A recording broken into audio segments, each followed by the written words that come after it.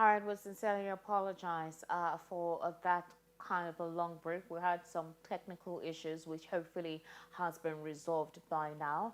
I do hope that the gentlemen who were, having helping to analyze the conversation on VOP this morning are still with us. Nelson, are you still with us? Good morning. Nelson, are you still with us? Kindly unmute your mic so I can hear your response if you can hear me. All right, John Akari, are you still with us? Hello, John, are you still with us?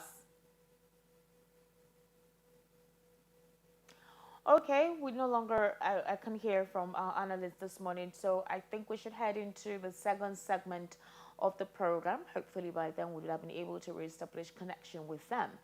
Now, some big names in the opposition and civil society have been thrown out as planning a fresh protest in Lagos over the removal of fuel subsidy. But the question is, how true could this really be? That's the next conversation that we're having. Apparently, facts have emerged on how some opposition figures made failed attempts over the weekend to instigate fresh EndSARS protests in Lagos using the leaked memo aimed at seeking approval for the cost of burial for all unclaimed corpses picked up on the streets of Lagos in the last quarter of October 2020. The opposition forces were said to have reasoned that the leaked memo, coupled with the tension in the country over the rising cost of living following the removal of fuel subsidy, were the only objective conditions they needed to instigate a fresh protest to destabilize the Tinubu administration ahead of the verdict of the Presidential Elections Tribunal. Now, like I introduced earlier, that Nelson Ikujimi and John Akirino will be joining me to talk in-depthly on this particular segment of the conversation. John and Nelson, please indicate if you have been able to reestablish connection. Good morning. Thank Good you for morning, having me. John. Yes, thank you. Good morning, Esther. Thank Thank you you, for having me Nelson. too. We do Yeah. apologize for that particular technical error. It's not from you, it's from here. So because of time, we've moved into the second conversation where some individuals in the person of Falls and a couple of other individuals intend to organize a protest like what transpired in October 2020, like the EndSARS. And the idea is because of the, fuel subsidy removal and would I say the almost kind of truncating and stifling living conditions that Nigerians are currently going through. So, John, I'm going to ask you this question. Do you think that this is something that shouldn't take place now? Or the fact that is it not due for a possible protest to take place? I need to hear from you. I think first and foremost, if you look at our history as a people, where we are coming from, protest has been synonymous to Nigerian as a people. And it's as far back as the early 90s, even to post-independence. Going back the era of 1993, the era of Nadeko and all of that, you see that we have seen constant, protests come up. Listening to the likes of Fela songs will also give you an idea of what has been transferred from the 1960s, 1970s, 1980s, and up to where we are now. So it's a journey of government not doing its own duty to the people, and that's why you have protest and counter protest coming up. And I think it's just something that is common to this conversation and the conversation we had earlier. And it talks about the government not doing what it ought to do to the people. And when the government fails in terms of giving leadership to the people, when the government fails giving people a convenient environment for them to live as a human being, when the government fails to give a viable business environment for business to thrive, you always see that there'll be protest and counter protest. Okay, let me take you back also to the era of Occupy Nigeria. What is Occupy Nigeria and why do people occupy the streets? And at that point in time in Lagos, people were trekking from Ikorodu down to Mm-hmm. Ojota. People were coming That's from true. Surulere, Ogba, Yanopaja. They were trekking down to Ojota. Why? Because Ojota was a convergence point. And what were they saying? They were saying, do not take out subsidy, because the take out subsidy, it will kill a lot of us. And I think if you look at the power, the people at the corridor of power presently, and their role when it comes to occupying Nigeria, you will see that it was very strategic, role. They played a very vital and cogent role. And now they are in position. And I think people have the right, to protest, and they should not be barred. When you see that they are not, look at the indices, and let's not be partisan here. Let's be clear and let's be objective about our even in France, so-called France, there are protests on the streets. And so protests should not be seen as a breakdown of law and order, but rather protests should be seen that there is a strong voice coming from the people. There is what these people are saying. And what is it that they are saying? Can we listen to what they are saying? Can we bring them to a roundtable discussion? Can we have negotiations? And that is the point that I think we should see when we hear of protest. But I think there is always a generic sentiment. When you hear of protest, we always take it, the other way around, that these people are coming to destroy lives and properties. They are not coming to listen to the government. But the government also, when No, you talk to okay. people, we must always look at ways of engaging the people. We must always look at ways of talking to the people. We must always look at measures that will, improve the livelihood of people per time. And when Okay. that is put into check, you can see that people will not come out on the street to protest. And I think that is the way to go. So protest for me is the civic right of everybody to protest when they feel like they are not on the right track, and they can call the government to sit up straight and do the right thing for them. Nelson, are you with us? I'm with you. I'm struggling with. All I right. don't know why. Sorry. Sorry. Possibly maybe a call is coming in while you're on the virtual meeting. Okay, so Nelson, this particular story was something that was supposed to develop over the weekend, but apparently, it failed. It didn't hold sway. Do you think it's because of what transpired during the last EndSARS, where something that was actually innocently meant to just let the government know as to what the people are going through and how they feel about the developments in the country at the time, it eventually devolved to anarchy and mayhem and breakdown of law and order? Could this basically be one of the reasons why apparently it feels like there is nothing at play? Apparently, there's a connection issue.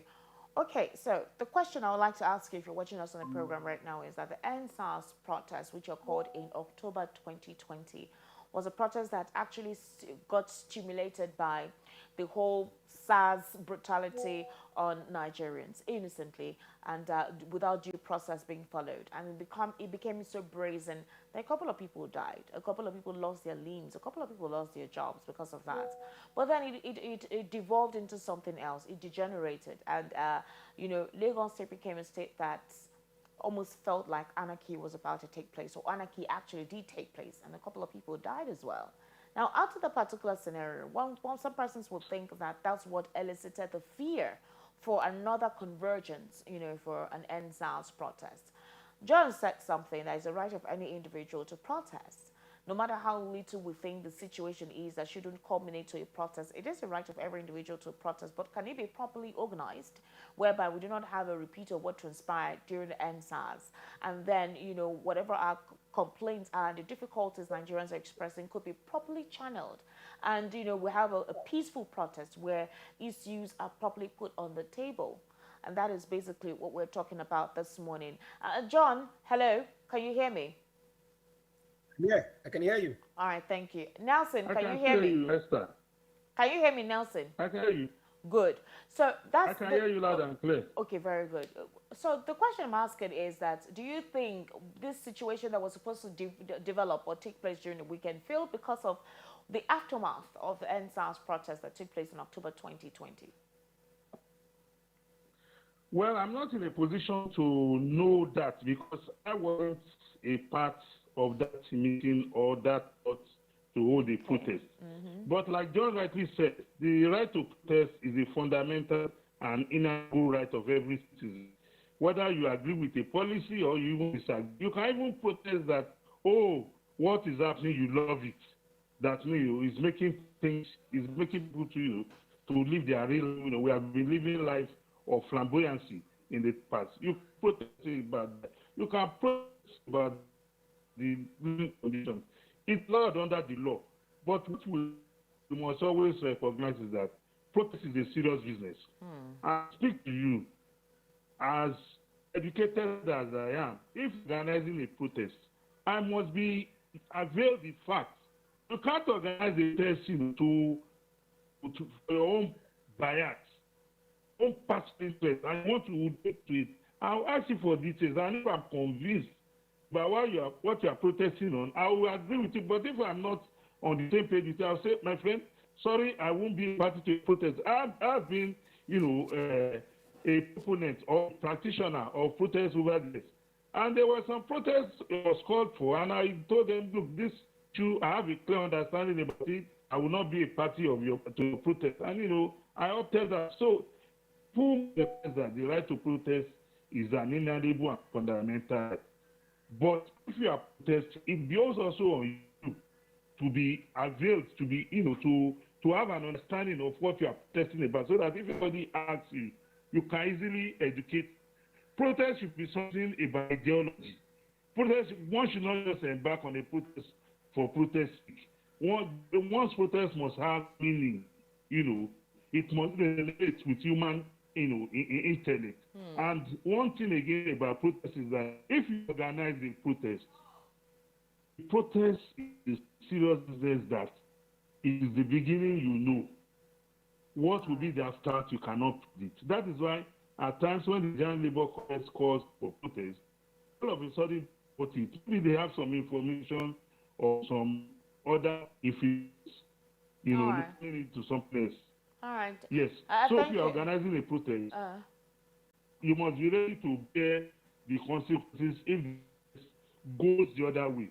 But if you are organizing a peaceful protest, it is part of the essence of democracy that people must ventilate their grievances. But in ventilating your grievances, you should not debar that people from ventilating or abridge their own rights.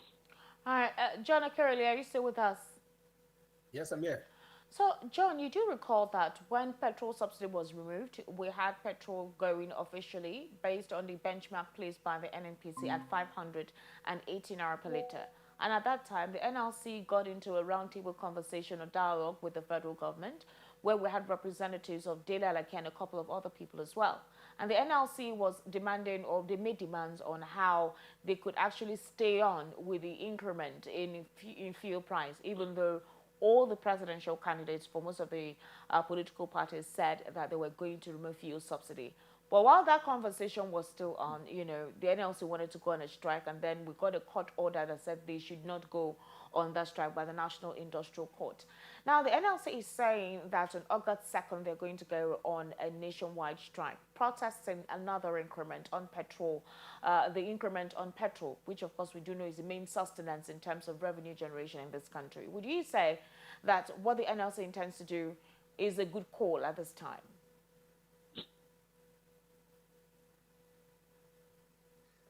Thank you. I think for me, why the people always react to governmental policies in a different dimension is because our government officials tell us to, endure, to persevere, to sacrifice, make sacrifices for the country. But when you look at the government officials themselves, what they portray, what they show, is the opposite of what they're asking the citizens to do. Now, if you are saying that the citizens should look at how they can, adjust to the new reality of buying petrol at 17 naira per litre, and you have convoys of vehicles, even as a governor, that calls for questioning. And if you look at it, your cost of governance is also on the increase, and it does not even depict the reality of the day in terms of our economy, in terms of our financial standing as a people. And so these are questions, and people are saying that there's no trust from the people to the government and the government to the people. And so as a people and as a government, we must always look at a way of bringing balance to both sides of the discussion.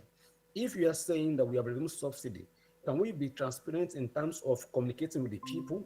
Can the people know the amount of money that we have saved from the removal of subsidy? And can this money be deployed into critical areas and sectors that can, alleviate the suffering of the people immediately? We can always have the immediate effect. We can always have the mid-term effect. We can have the long-term effect. So some of the things that I think the government ought to have done is, one, to be transparent in their dealings with the people. What would I do for the government? That would make the people to trust them more, to listen to them more. That yes, we have removed subsidy, although there's immediate hardship. But part of the immediate solution to this hardship is that the government is giving palliatives or giving interventions in terms of a transport system. A case like Lagos would have said BRT buses should be free, and that the money the government can take care of BRT transportation in terms of their fueling. And then BRT buses can also be looked into how they can be converted into gas enabled vehicle CNG, Okay. and so that will also bring down the cost of fueling each bus, and then they can transport people more. Now, more of the buses that have been parked in the garages, they are not working, can also be worked upon and then converted into gas-enabled vehicles, and that can be distributed across the 20 local governments and 37 SCDAs of Lagos State. That will also cushion the effect of transporting both the public and the private sectors, both the school children and the market women and artisans. And so that will dial down the tension in terms of their immediate effect of removal of subsidy. And All right. Okay. to our Nelson, food okay. market. Nelson, are you still with us? Two extra with you if All you are right. hearing me. Yes, I can hear you. So, Nelson, recently, Zenith Bank increased the salaries of most of their workers by 100%. And the statement behind that was, to help them, to complement them with the current economic realities. So the NLC too has been asking the government to do the same, likewise in terms of salary increment. The 30,000 naira minimum wage can definitely not curtail or help in any way to cushion the effect of the current economic reality. Would you say that what the NLC is asking for is too much?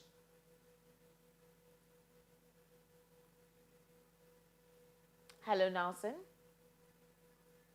And when he demands from the organized people, I'm sure you are aware that a committee was set up, to look into that with Yes. regard to their demand. Yes. And the committee has representatives from the state government, because the state government are players of labor, as well as the organized private sector as well, who are also, players of labor. So fixing salaries and wages of workers is not a straitjacket affair.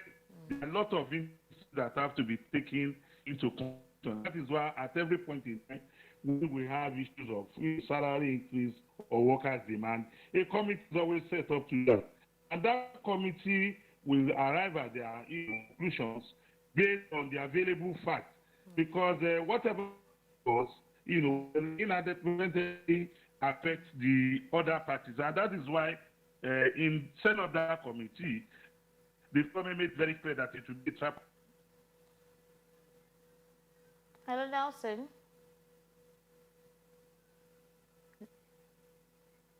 All right. I would say that we need to wrap up the segment of the program now because the inconsistency in the network situation is it's not okay. So while our technical team tries to make that properly okay, we would have to move on to entertainment, and this time around, entertainment will be taken by Kayla Abraham. We'll take a very little brief and then we'll be right back.